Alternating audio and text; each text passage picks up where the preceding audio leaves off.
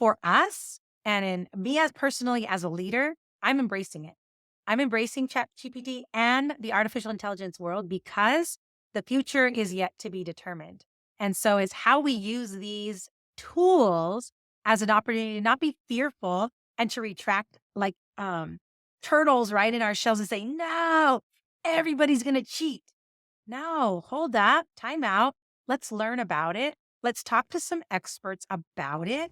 And let's learn on how we can integrate it into our school system. You're listening to the smartsocial.com podcast. I'm your host, Josh Ochs. This is our District Talk segment where we interview district leaders to learn how they're keeping students safe on social media so those students can someday shine online. Now, let's get back to the interview. Hi, everyone. I'm Zandra Jo Galvan, the proud superintendent of the Greenfield Union School District, right here on the Central Coast of Monterey County, California. I am a product of my fabulous Greenfield community. I have the honor of serving 3,500 students in grades preschool through 8th grade. Hi, I'm Georgeanne Warnock. I'm the proud superintendent of Terrell ISD. We are a community located about 30 miles east of Dallas, and we serve approximately 5,200 students across 9 campuses. Hi, I'm Rick Cobb. I'm the superintendent of Middale Public Schools in Midwest City, Oklahoma. We have about 13,000 students across 19 school sites. How is your school district approaching ChatGPT and other AI tools? For us, and in me as personally as a leader, I'm embracing it. I'm embracing ChatGPT and the artificial intelligence world because the future is yet to be determined. And so it's how we use these tools as an opportunity to not be fearful and to retract like turtles right in our shells and say, no, everybody's going to cheat. No, hold up, time out. Let's learn about it. Let's talk to some experts about it. And let's learn on how we can integrate it into our school system. I will tell you that Greenfield, we are at the initial stages. Many of my teachers and leaders don't even know what it is. So I remember in November, back in a conference when we presented with Digital Promise, League of Innovative Schools, and we started talking about this and the Apple world and the digital world with Google and them coming all out. We're like, okay, what is it? Have you tried it? I'm like, oh my God, like just in November, I didn't even know what it was as it was just being released. And so then that's when some of the people just like pumped the brakes or said, hey, let's look at it. I'm one that loves to evolve and learn and grow. And as a leader, I don't just automatically shut things down because I don't know about it or I'm scared of it. I say, hey, let's get some people, some smart thinkers around the nation and the world, and let's talk about some productive use and how we can embrace it. And so I have an account. I've used it. I said, okay, here we go. Here's the person's resume. Can you write me a letter of recommendation? Let's see what you got. And boom, I started talking about my leaders, and then you refine it. You refine it. It gives you the skeleton and then you refine it.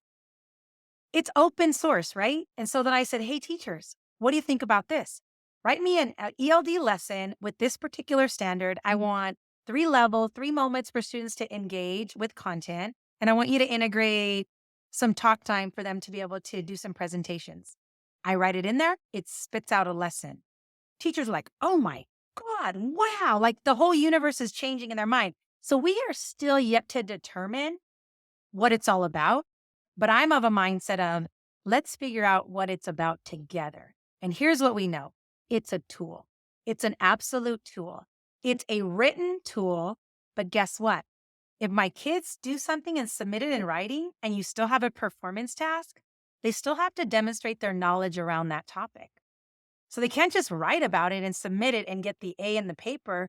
You have a performance task component about, now tell me about what you wrote and how you were able to do it. Well, guess what? They have to know the content in order to do it and take it to that next level. I want you to complete it and I want you to give me a presentation around it. Even if they ask ChatGPT to create a slide deck for them, which it may be able to do because we're still exploring those options, you still have to be the voice and the presenter of it. So here's what it does. It demands on the educator to think about performance tasks, to think about how students are now going to give depth of knowledge and their understanding of what it is in an authentic way. If all you use ChatGPT is to regurgitate content at the DOK level 1 and 2, that's all you're going to get. And shame on you. Of course, kids are going to cheat because you're allowing them to do it. Your fault, not mine. But if you go level 3 DOK and level 4 DOK, let's get some authenticity. Let's get a performance. Hey, that's learning because I still have to perform what I know around that topic.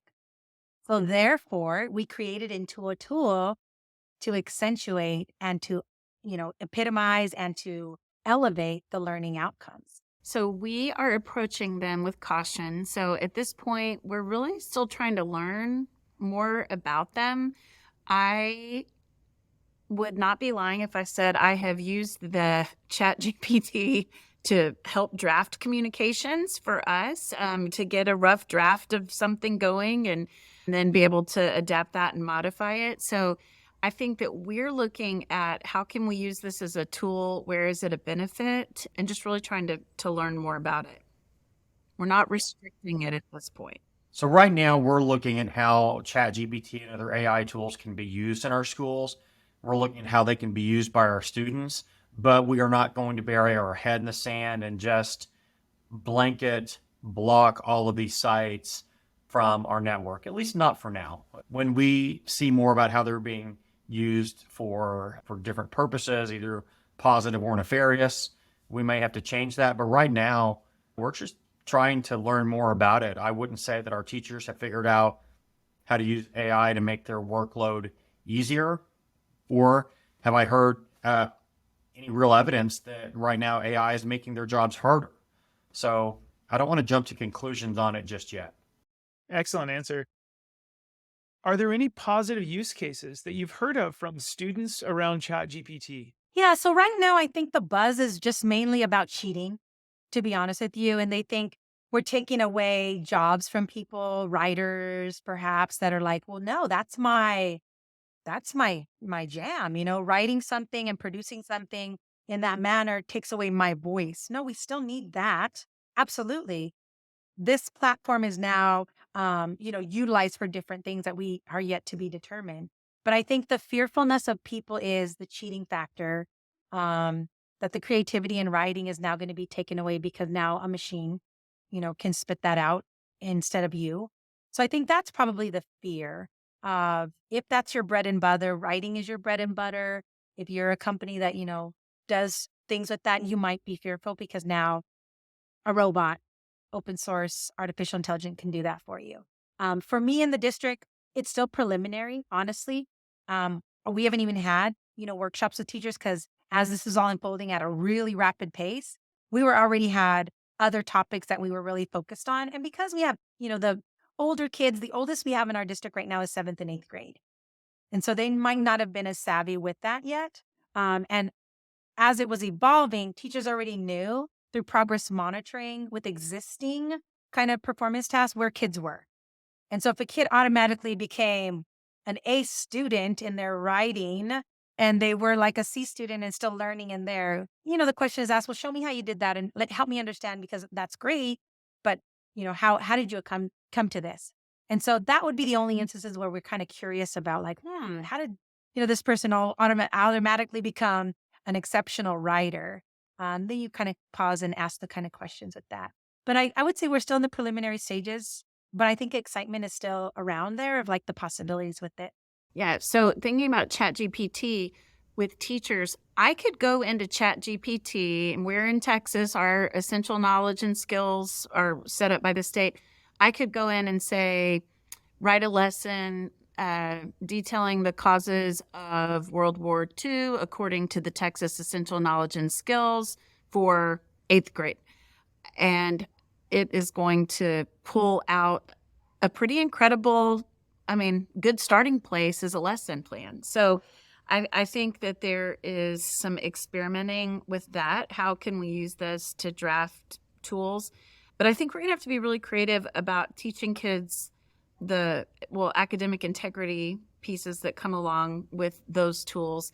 But then also, what is the right question that we're asking, and how do we verify the sources of that information? How do we ensure that it's balanced? So I think there's a lot of critical thinking work that can be done using the tool as a base, but we're going to have to be very thoughtful in how we explore that.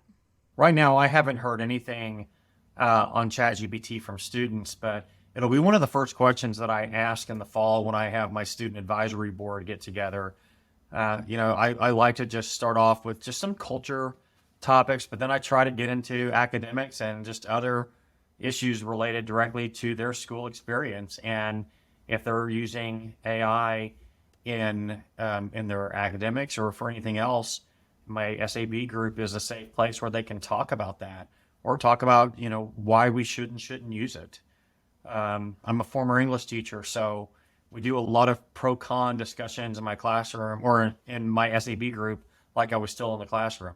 With regards to ChatGPT or AI in general, are you changing any of your techniques, maybe going back in the fall, for grading students and the types of assignments being used in the classroom? Yeah. So again, preliminary to be able to say that, but it is going to be a conversation with our language arts department, our English language arts department, and some of our team members over at our middle school. We have an assistant principal over there that is really taken to, very curious about that whole world of AI.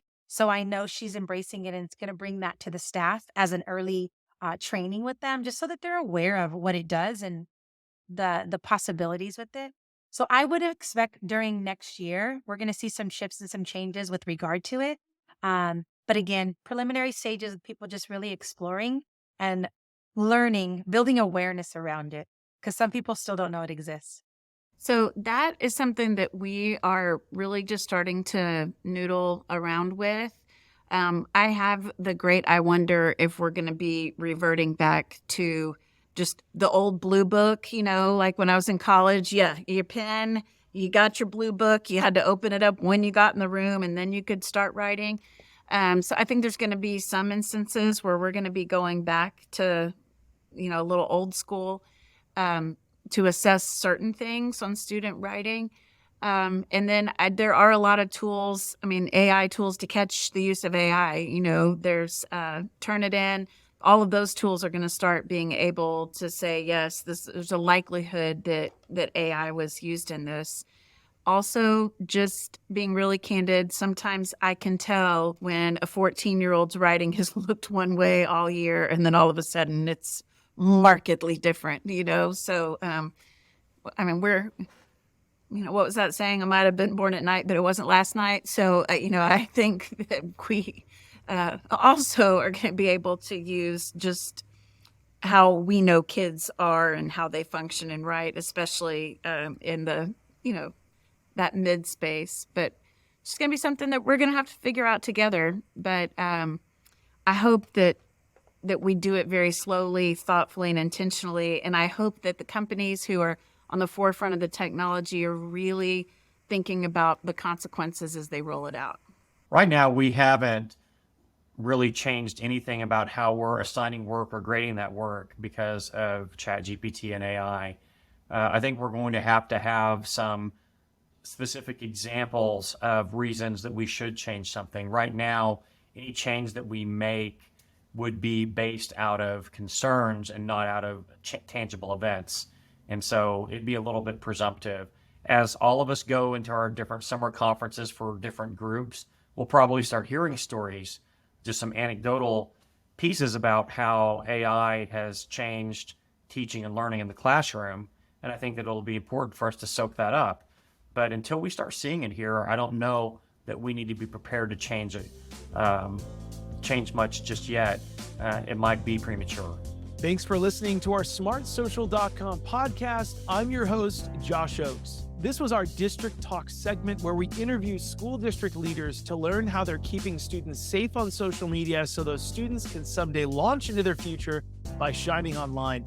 This episode was brought to you by our smartsocial.com VIP program. It's called the Very Informed Parent Program, which helps you engage your students with teen-led video lessons. Stay one step ahead with our premium parent newsletter and discover hidden features on trending apps on teens' phones and our 54 plus live parent and student-friendly events every single year. You can click on the link below to chat with one of our team members if you want a free pass to our VIP program to support your community with our smartsocial.com resources. And if you're a district leader who has a success story, we would love to feature you on a future episode. You can click the links below to reach out. Thanks so much for listening, and we look forward to seeing you on the next episode. Have a great day.